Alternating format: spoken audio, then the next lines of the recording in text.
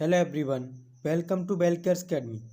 आज हम इस वीडियो में साइंस के मोस्ट इंपोर्टेंट टॉपिक लेके आए हैं जिससे एग्जाम में क्वेश्चन पूछा जाता है। आइए स्टार्ट करते हैं वीडियो को। यदि आपने चैनल को सब्सक्राइब नहीं किया है तो चैनल को सब्सक्राइब कर लीजिए, बेल आइकन ऑन कर लीजिए।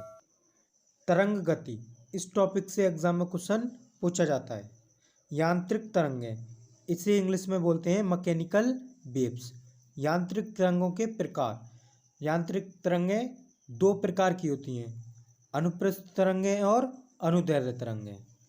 पॉइंट 1, जब किसी माध्यम में तरंग गति की दिशा माध्यम के कणों के कंपन करने की दिशा के समांतर होती है। कैसी होती है? समांतर होती है। तो इस प्रकार की तरंगों को अनुदैर्ध्य तरंग कहते हैं।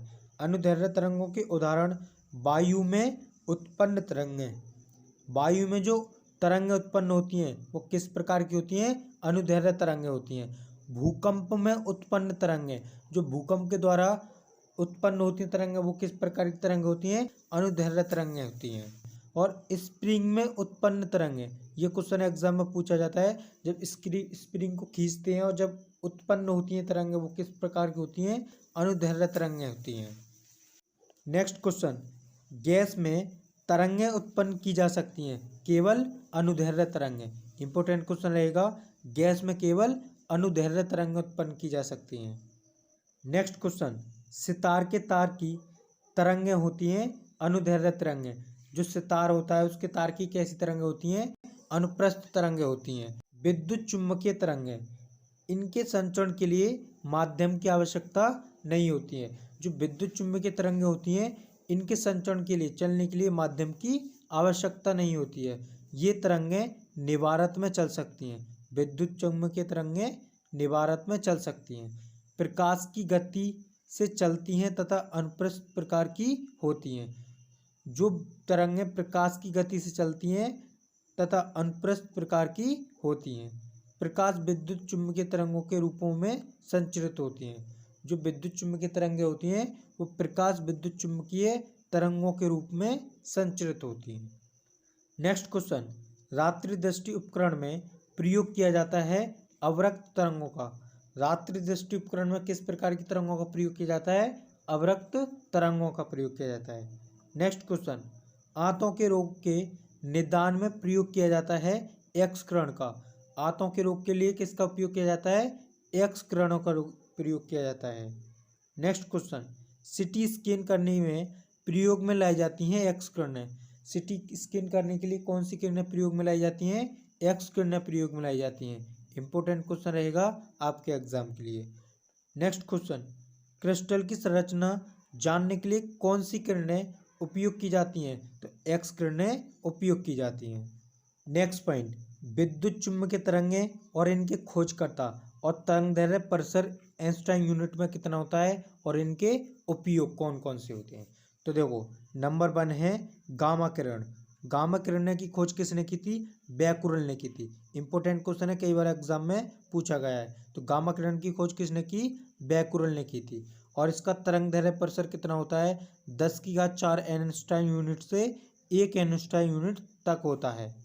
और इसके उपयोग, इसकी वेदन क्षमता अत्यधिक होती है। इसकी वेदन क्षमता कैसी होती है? अत्यधिक, सबसे अधिक होती है। गामा किरण की वेदन क्षमता सबसे अधिक होती है। और इसका उपयोग नाभिकीय अवक्रिया तथा कृत्रिम रेडियो धर्मिता में किया जाता है। गामा किरण का उपयोग नाभिकीय अवक्रिया में और कृत्रिम रेडियो धर्मिता में किया जाता है। इम्पोर्टेंट है, याद रखना। नेक्स्ट, एक्स किरणें। एक्स किरणों की खोज रोंटगन ने की थी। ये भी एग्जाम में कई बार पूछा गया है। एक्स किरणों की खोज किसने की? तो रोंटगन ने की थी। इसका तरंगदैर्ध्य परिसर कितना होता है? 1 आइंस्टाइन यूनिट से 100 आइंस्टाइन यूनिट तक होता है। और इसका उपयोग चिकित्सा एवं औद्योगिक क्षेत्र में किया जाता है। नंबर 3, पराबैंगनी किरणें। इसकी खोज रीटर ने की थी। ये भी इंपॉर्टेंट क्वेश्चन है। पराबैंगनी की खोज किसने की थी? रीटर ने। और इसका तरंगदैर्ध्य परिसर कितना होता है? 100 आइंस्टाइन यूनिट से 4000 आइंस्टाइन यूनिट तक होता है। पराबैंगनी किरणों के उपयोग अदृश्य लिखावट को देखने में, उंगलियों के निशान का पता लगाने में, नकली करेंसी का पता लगाने में, प्रकाश का विद्युत प्रभाव को उत्पन्न करने में और बैक्टीरिया को नष्ट करने में, इन सभी में पराबैंगनी किरणों का उपयोग किया जाता है। नंबर 4, अदृश्य किरणें। इसकी खोज न्यूटन ने की थी और इसका परिसर 4000 एनस्टाइन यूनिट से 7800 एनस्टाइन यूनिट होता है। और अदृश्य किरणों का उपयोग किस में किया जाता है? इसमें हमें वस्तुएं दिखाई पड़ती हैं। नंबर 5, अवरक्त किरणें। अवरक्त किरणें की खोज हर्शेल ने की थी। इंपोर्टेंट क्वेश्चन है, ये भी एग्जाम में पूछा गया है। इसका परिसर कितना होता है? 7800 एनस्टाइन यूनिट से 10⁻7 एनस्टाइन यूनिट तक होता है। और इसका प्रयोग, ये किरणें ऊष्मीय विकिरण हैं। कैसी हैं? अवरक्त किरणें कैसी होती हैं? ऊष्मीय विकिरण होती हैं। ये जिस वस्तु पर पड़ती हैं उसका ताप बढ़ जाता है। अवरक्त किरणें जिस वस्तु पर पड़ती हैं उसका ताप बढ़ जाता है। इसका उपयोग कोहरे में फोटोग्राफी करने में किया जाता है। इसका प्रयोग कब किया जाता है? कोहरे में फोटोग्राफी करने में। और रोगियों की सिकाई करने में, टीवी के रिमोट कंट्रोल में किया जाता है। अवरक्त किरणों का प्रयोग इन सभी चीज़ों में किया जाता है। नंबर 6, लघु रेडियो तरंगें या हर्ट्ज तरंगें। इनकी खोज हेनरिक हर्ट्ज ने की थी। इसका परिसर 10⁻7 एनस्टाइन यूनिट से 10⁻10 एनस्टाइन यूनिट होता है। इसका प्रयोग रेडियो, टेलीविज़न एवं टेलीफोन में इसका उपयोग किया जाता है। लघु रेडियो तरंग या हर्ट्ज तरंग का उपयोग कहाँ पर किया जाता है? रेडियो में, टेलीविज़न में, टेलीफोन में इनका उपयोग किया जाता है। नेक्स्ट क्वेश्चन, ध्वनि तरंगें होती हैं। ध्वनि तरंगें कैसी होती हैं? अनुदैर्ध्य तरंग होती हैं। इंपोर्टेंट क्वेश्चन है, कई बार एग्जाम में पूछा गया है। तो ध्वनि तरंगें कैसी होती हैं? अनुदैर्ध्य तरंगें होती हैं। नेक्स्ट क्वेश्चन, आवृत्ति के आधार पर ध्वनि तरंगें 3 प्रकार की होती हैं। आवृत्ति के आधार पर ध्वनि तरंगें कितनी प्रकार की होती हैं? 3 प्रकार की होती हैं। नंबर 1, श्रव्य तरंगें। नंबर 2, अश्रव्य तरंगें। नंबर 3, पराश्रव्य तरंगें। इंपोर्टेंट है, याद रखना। नेक्स्ट क्वेश्चन, 20 हर्ट्ज से 20,000 हर्ट्ज वाली तरंगें क्या कहलाती हैं? तो ये कहलाती हैं श्रव्य तरंगें। एग्जाम में कई बार क्वेश्चन पूछा गया है। 20 हर्ट्ज से 20,000 हर्ट्ज वाली तरंगें क्या कहलाती हैं? श्रव्य तरंगें कहलाती हैं। नेक्स्ट क्वेश्चन, श्रव्यता, सुनने की सीमा, मतलब कि श्रव्य तरंगों को सुनने की क्षमता कितनी होती है? 20 हर्ट्ज से 20,000 हर्ट्ज होती है। नेक्स्ट क्वेश्चन, 20 हर्ट्ज से नीचे की आवृत्ति वाली ध्वनि तरंगों को क्या कहते हैं? तो अश्रव्य तरंग कहते हैं। 20 हर्ट्ज से नीचे वाली आवृत्ति तरंगों को अश्रव्य तरंग कहते हैं। नेक्स्ट क्वेश्चन, 20,000 हर्ट्ज से अधिक आवृत्ति वाली ध्वनि तरंगें क्या कहलाती हैं? तो पराश्रव्य तरंगें कहलाती हैं। 20,000 हर्ट्ज से अधिक आवृत्ति वाली तरंगें क्या कहलाती हैं? पराश्रव्य तरंग कहलाती हैं। व्याख्या, मनुष्य श्रव्य तरंगों को सुन सकता है। मनुष्य कौन सी तरंगों को सुन सकता है? श्रव्य। ये कितनी होती हैं? 20 हर्ट्ज से जो कम होती हैं, केवल उनको सुन सकता है। जबकि कुछ जानवर जैसे कुत्ता, बिल्ली, चमगादड़ आदि ये पराश्रव्य तरंगों को सुन सकते हैं। नेक्स्ट, पराश्रव्य तरंगों के उपयोग। इनके उपयोग कहाँ कहाँ किए जाते हैं? संकेत भेजने में, यदि किसी को संकेत भेजना है तो पराश्रव्य तरंगों का उपयोग किया जाएगा। समुद्र की गहराई ज्ञात करने में, गठिया रोग में एवं मस्तिष्क का ट्यूमर का पता करने में किसका प्रयोग किया जाता है? पराश्रव्य तरंगों का प्रयोग किया जाता है। इंपोर्टेंट पॉइंट है, इससे एग्जाम में क्वेश्चन पूछा जाता है। नेक्स्ट क्वेश्चन, सोनार में कौन सी तरंगों का प्रयोग किया जाता है? तो इसका राइट आंसर है पराश्रव्य तरंगों का प्रयोग किया जाता है। नेक्स्ट क्वेश्चन, किसी माध्यम में ध्वनि की चाल निर्भर करती है? माध्यम की प्रत्यस्तता एवं घनत्व पर निर्भर करती है। किसी माध्यम में ध्वनि की चाल किस पर निर्भर करती है? माध्यम की प्रत्यस्तता एवं घनत्व पर निर्भर करती है। नेक्स्ट क्वेश्चन, जब ध्वनि एक माध्यम से दूसरे माध्यम में जाती है तो ध्वनि की चाल एवं तरंगदैर्घ्य बदल जाती है।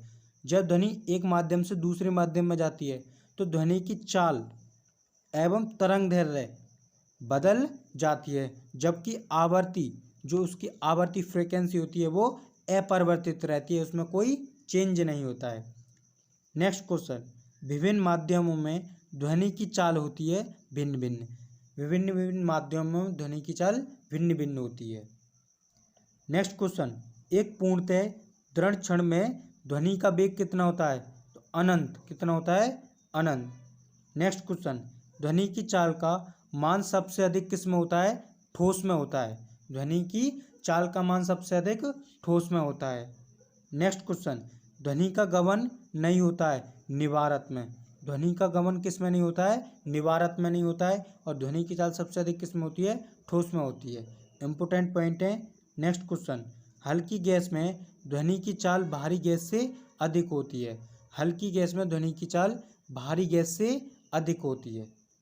नेक्स्ट क्वेश्चन, आर्द्रता बढ़ने पर ध्वनि की चाल बढ़ जाती है। आर्द्रता बढ़ने पर ध्वनि की चाल किसके कारण बढ़ जाती है? कम घनत्व के कारण बढ़ जाती है। नेक्स्ट क्वेश्चन, माध्यम का ताप बढ़ने पर ध्वनि की चाल का मान बढ़ जाता है। वायु में 1 डिग्री सेल्सियस ताप बढ़ने पर ध्वनि की चाल 0.61 मीटर प्रति सेकंड बढ़ जाती है। यदि माध्यम का ताप बढ़ जाता है तो ध्वनि की चाल भी बढ़ जाती है। यदि वायु में 1 डिग्री सेल्सियस ताप बढ़ाने पर तो उसकी ध्वनि की चाल कितनी बढ़ जाएगी? 0.61 बढ़ जाती है। नेक्स्ट क्वेश्चन, दाब के मान में वृद्धि या कमी होने पर गैस में ध्वनि की चाल का मान कैसा रहता है? अपरिवर्तित रहता है, उसमें कोई चेंज नहीं होता। ये दाब के मान में वृद्धि या कमी होने पर गैस में ध्वनि की चाल पर कोई परिवर्तन नहीं होता है। नेक्स्ट क्वेश्चन, वायुयान की चाल को मापा जाता है मैक संख्या में। इंपोर्टेंट क्वेश्चन है, कई बार एग्जाम में पूछा गया है। वायु की चाल को किस में मापा जाता है? मैक संख्या में मापा जाता है। नेक्स्ट क्वेश्चन, जब किसी माध्यम में वस्तु की चाल ध्वनि की चाल के बराबर होगी तो मैक संख्या का मान 1 होगा। जब किसी माध्यम में वस्तु की चाल ध्वनि की चाल के बराबर होती है तो उसमें मैक संख्या का मान कितना होता है? 1 होता है। यदि वस्तु की चाल ध्वनि की चाल का दोगुना हो, वस्तु की चाल ध्वनि की चाल का दोगुना हो तो मैक संख्या 2 होगी। कितनी होगी? 2। पराधुनिक यान की मैक संख्या 1 से अधिक होती है। इंपोर्टेंट पॉइंट है, पराधुनिक यान की मैक संख्या कितनी होती है? 1 से अधिक। यदि मैक संख्या 5 से अधिक हो तो चाल अति पराधुनिक कहलाती है। यदि मैक संख्या 5 से अधिक हो तो चाल अति पराधुनिक कहलाती है। नेक्स्ट क्वेश्चन, ध्वनियों के लक्षण। ध्वनियों के लक्षण कौन कौन से होते हैं? तीव्रता, तारता तथा गुणता, ये ध्वनि के लक्षण होते हैं। नेक्स्ट क्वेश्चन, ध्वनि के किस लक्षण के कारण ध्वनि हमें धीमी अथवा तेज सुनाई पड़ती है? तो इसका राइट आंसर होगा तीव्रता के कारण। इंपोर्टेंट क्वेश्चन है, कई बार एग्जाम में पूछा गया है। ध्वनि के किस लक्षण के कारण ध्वनि हमें धीमी या तेज सुनाई पड़ती है? तो तीव्रता के कारण। नेक्स्ट क्वेश्चन, ध्वनि के किस लक्षण के कारण ध्वनि को मोटी या तीक्ष्ण कहते हैं? ध्वनि के किस लक्षण के कारण ध्वनि को मोटी या तीक्ष्ण मतलब कि पतली कहते हैं? तो इसका राइट आंसर होगा तारोत्य मतलब पिच के कारण। नेक्स्ट क्वेश्चन, किसके कारण समान तीव्रता एवं समान तारत्य की ध्वनियों में अंतर प्रतीत होता है? तो इसका राइट आंसर होगा गुणता के कारण। नेक्स्ट क्वेश्चन, ध्वनि की तारतता निर्भर करता है उसकी आवृत्ति पर। ध्वनि की तारतता किस पर निर्भर करती है? उसकी आवृत्ति पर निर्भर करती है, मतलब कि फ्रीक्वेंसी पर निर्भर करती है। नेक्स्ट क्वेश्चन, मोटी ध्वनि का तारतम्य कम जबकि बारीक ध्वनि का अधिक होता है। मोटी ध्वनि का तारतम्य कैसा होता है? कम होता है और भारी ध्वनि का अधिक होता है। नेक्स्ट क्वेश्चन, प्रतिध्वनि का कारण है ध्वनि का परावर्तन। प्रतिध्वनि का कारण क्या है? ध्वनि का परावर्तन। नेक्स्ट क्वेश्चन, किसी भी ध्वनि का प्रभाव हमारे कानों में रहता है 1 से 10 सेकंड तक। किसी भी ध्वनि का प्रभाव हमारे कानों में कितना रहता है? 1/10 सेकंड तक रहता है। नेक्स्ट पॉइंट, प्रतिध्वनि सुनाई देने के लिए श्रोता एवं परावर्तक सतहों के बीच की न्यूनतम दूरी कितनी होगी? तो 16.6 मीटर होगी लगभग। नेक्स्ट क्वेश्चन, सिनेमा हॉल की दीवारों पर थर्माकोल का प्रयोग किया जाता है। जो सिनेमा हॉल होता है उनकी दीवारों पर थर्माकोल का प्रयोग किस लिए किया जाता है? अनुसरण से बचाव के लिए किया जाता है। नेक्स्ट क्वेश्चन, संगीत के कारण खिड़की के शीशे का टूट जाना एवं सैनिकों के एक तल में परेड करने से पुल का टूट जाना किसके कारण होता है? अनुनाद के कारण। नेक्स्ट क्वेश्चन, रेडियो के कार्य करने का सिद्धांत आधारित है। रेडियो के कार्य करने का सिद्धांत किस पर आधारित है? विद्युत चुम्बकीय अनुनाद पर आधारित है। नेक्स्ट क्वेश्चन, दिन की अपेक्षा रात में ध्वनि का दूर तक सुनाई देना। दिन की अपेक्षा रात में हमें ध्वनि दूर तक सुनाई देती है, तो किसके कारण देती है? ध्वनि के अपवर्तन के कारण देती है। नेक्स्ट क्वेश्चन, बंद कमरों में भी ध्वनि का सुनाई देने का कारण क्या है? तो ध्वनि का विवर्तन। बंद कमरों में ध्वनि किसके कारण सुनाई देती है? ध्वनि के विवर्तन के कारण। नेक्स्ट क्वेश्चन, पास के रेडियो स्टेशन का प्रसारण कभी कभी साफ न सुनाई देना, तो ये किसका कारण है? निवासी व्यतिकरण का कारण।